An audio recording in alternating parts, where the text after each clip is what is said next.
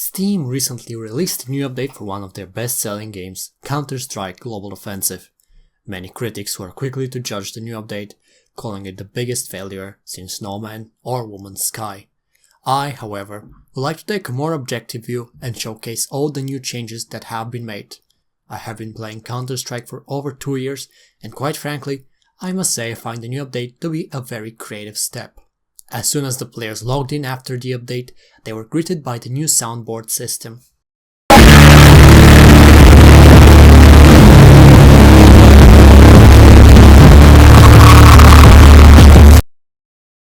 After recovering from the initial shock, the user was presented with the updated graphics that are part of the changes in the source engine. The minimalistic and blocky style, lower shaders and simpler models would allow for Counter-Strike to be run on all computers. A definite plus for accessibility. These radical changes show us that the death of the beloved CEO of Steam, Steve Jobs, will in no way affect the quality of their products. Teams finally listened to all our requests and nerfed the guns and buffed the rifles. The only exception to this rule is the P90, which has received a tremendous buff. As you can see in the footage, scoring a touchdown with it is now really easy. Ubisoft have also added a mandatory parental permission to play CS in an attempt to improve the community. However, the players remain as toxic as ever. It is obvious that the developers were inspired by Minecraft's Mojang, as the gameplay and graphics are fairly similar.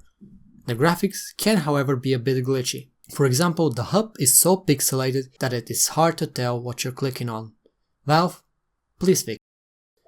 With the release of the new Valve controller and Valve VR, many games have been changed to support these new changes, and Counter-Strike is no exception.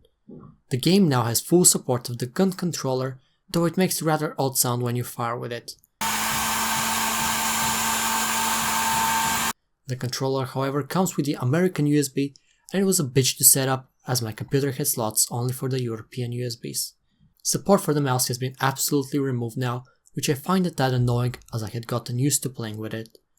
This change is definitely an attempt to encourage users to experiment with new controllers. I'm interested to see how professional players will adapt to these changes. The character model now allows the player to choose their race, gender and sexual orientation, which I find very brave and a step in the right direction considering their lack of female characters in the older versions. Other minor improvements have also been made, however the list is too long for one video. In conclusion, I must say that this update was a surprise for all of us. Nintendo are one of the few companies willing to take a risk in the name of evolution, and I find all their recent endeavors to be unique and aspiring. CS has always been a very problematic game, and this update definitely addressed many of the issues. I must give this masterpiece a solid 9 oofs out of 10 oofs.